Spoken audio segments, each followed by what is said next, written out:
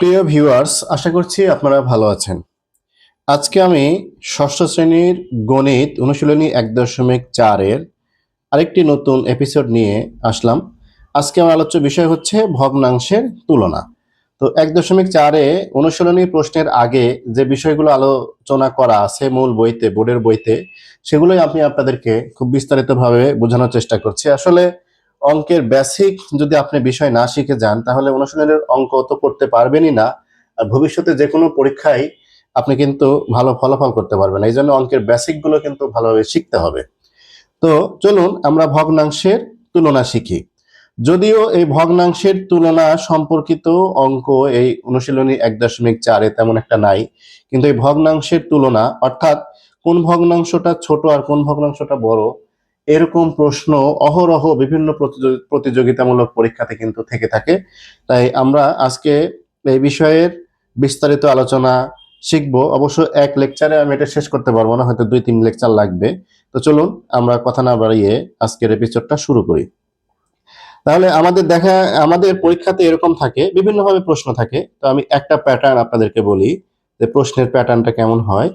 প্রশ্ন প্রশ্ন এরকম থাকে যে মনে করেন দুইটা ভগ্নাংশ দেয়া থাকলো, একের নিচে ২ ও আরেকটা ভগ্নাংশ দেয়া থাকলো এই ৮-এর নিচে ৩। না, ৮-এর নিচে ধরেন দেয়া থাকলো এইটা হলো ৮-এর নিচে ১৫। বলল এই দুইটা ভগ্নাংশের মধ্যে কোনটা ছোট কোনটা বড় নির্ণয় করো। এই ভগ্নাংশের মধ্যে ছোট বড় নির্ণয় করুন। এরকম এক ধরনের প্যাটার্ন আরো অসংখ্যভাবে এই ধরনের প্রশ্ন পরীক্ষাতে থাকে। বিভিন্ন পরীক্ষাতে, যেমন চাকরি পরীক্ষা, প্রাইমারি স্কুলে চাকরি, বিভিন্ন চাকরি পরীক্ষা, বিসিএস সহ অনেক পরীক্ষাতে এই ধরনের প্রশ্ন থেকে থাকে। তো এই প্রশ্নগুলো আমরা কিভাবে সলভ করতে পারি? এই ভগ্নাংশের তুলনা বা কোন ভগ্নাংশ ছোট বা বড়, সেগুলো আমরা মোট ৩টা পদ্ধতির মাধ্যমে আমরা নির্ণয় করতে পারি। এই ৩টা পদ্ধতি আমি এখানে শর্টকাটে একটু লিখে দিই। একটা হলো, আমি বোঝার জন্য নাম দিয়েছি গুণ পদ্ধতি, একটু পরে আলোচনা করব। গুণ পদ্ধতি ১ নম্বর পদ্ধতি। ২ নম্বর পদ্ধতি হচ্ছে সমহর সমহর পদ্ধতি। এগুলো বোঝার জন্য, মানে আপনি যখন অনেক পড়ালেখা করবেন তখন একটা জিনিস সহজে মনে রাখার জন্য আপনি ছোটখাটো ট্রিক্স হিসাবে আপনি মনে রাখতে হবে। তো এই গুণ পদ্ধতি মানে আমি যখন এখানে বিশ্লেষণ করে দেব তখন আপনি বুঝে যাবেন যে গুণ পদ্ধতি মানে, তখন আপনার মনে আসবে যে গুণ পদ্ধতি মানে ওই পদ্ধতিটা। হ্যাঁ, এটা কিন্তু স্বীকৃত কোনো নাম না, তবে এটা স্বীকৃত নাম। এই সমহর পদ্ধতি এটা একটা স্বীকৃত নাম। আর একটা হচ্ছে দশমিক ভগ্নাংশ পদ্ধতি। এই দশমিক ভগ্নাংশ পদ্ধতি, এই ৩ পদ্ধতিতে আমরা ভগ্নাংশের তুলনা করতে পারি, অর্থাৎ কোন ভগ্নাংশটা বড় এবং কোন ভগ্নাংশটা ছোট তা বের করতে পারি। তো আমি আজকে এই গুণ পদ্ধতিটা আলোচনা করব। বাকি পরবর্তী লেকচারে সমহর পদ্ধতিটা আলোচনা করব, তার পরবর্তী লেকচারে আমি দশমিক ভগ্নাংশ পদ্ধতি এটা আলোচনা করব। তবে এই ষষ্ঠ শ্রেণীতে এই পদ্ধতির অসংখ্য অঙ্ক পরীক্ষাতে আছে। সমহর বিশিষ্ট ভগ্নাংশ নির্ণয় করা, যোগ বিয়োগ, যত কাজেই আমরা ব্যবহার করি না কেন এই পদ্ধতিটা আমাদের সবচেয়ে সুইটেবল এবং এটা দিয়ে খুব ভালোভাবে অঙ্ক করা যায়। তো আমাদের সব পদ্ধতি শিখে থাকা জরুরি। তো চলুন আমরা দেখি গুণ পদ্ধতিতে আমরা কিভাবে ভগ্নাংশের ছোট বড় নির্ণয় করতে পারি। তো গুণ পদ্ধতির নিয়ম হচ্ছে, আমরা কি করব, দুইটা ভগ্নাংশ পাশাপাশি লিখব। এই ভগ্নাংশটা লিখলাম আর এই ভগ্নাংশটা আমরা লিখে নিলাম। এখন কি করব, এই প্রথমটার লবের সাথে দ্বিতীয়টার হর গুণ করব।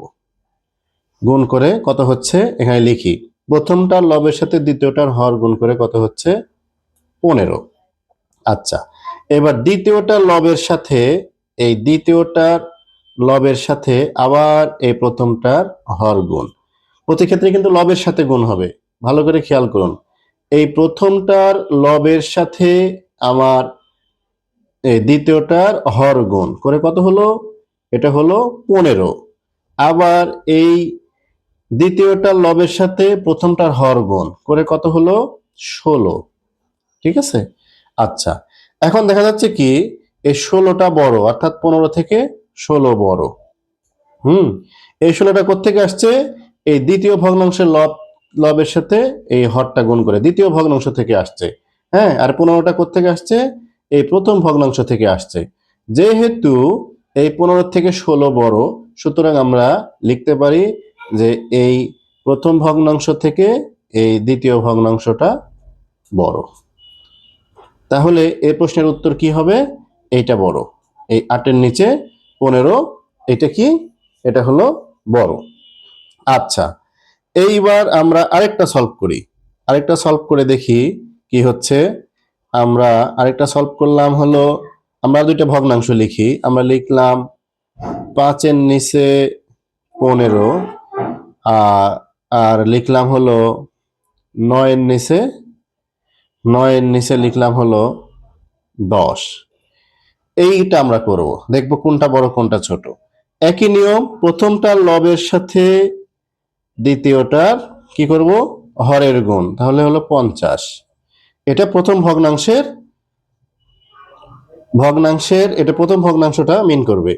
আচ্ছা, এবার দ্বিতীয়টার লবের সাথে আবার কি করব, এই প্রথমটার হর গুণ, তাহলে কি হচ্ছে 5 9 45-এর 5, হাতে থাকে 4, 9-কে 9 4 13। তাহলে এখানেও দেখা যাচ্ছে কি এইটা বড়। যদি তাই হয় তাহলে কি হবে, এই 5-এর নিচে 15 থেকে কি হবে, এই 9-এর নিচে 10, এইটা হলো বড়, অর্থাৎ এইটা বড়। যদি একইভাবে আসে কোনটা ছোট, তাহলে আমরা লিখবো এটা ছোট, এক্ষেত্রেও লিখবো এটা ছোট। তো আশা করছি আপনারা এই গুণ পদ্ধতিতে কিভাবে ভগ্নাংশের তুলনা করা যায় সেটা খুব ভালোভাবে বুঝতে পেরেছেন। তো সবাই ভালো থাকুন, সুস্থ থাকুন, এই কামনায় আজকে এখানে শেষ করছি। আল্লাহ হাফেজ।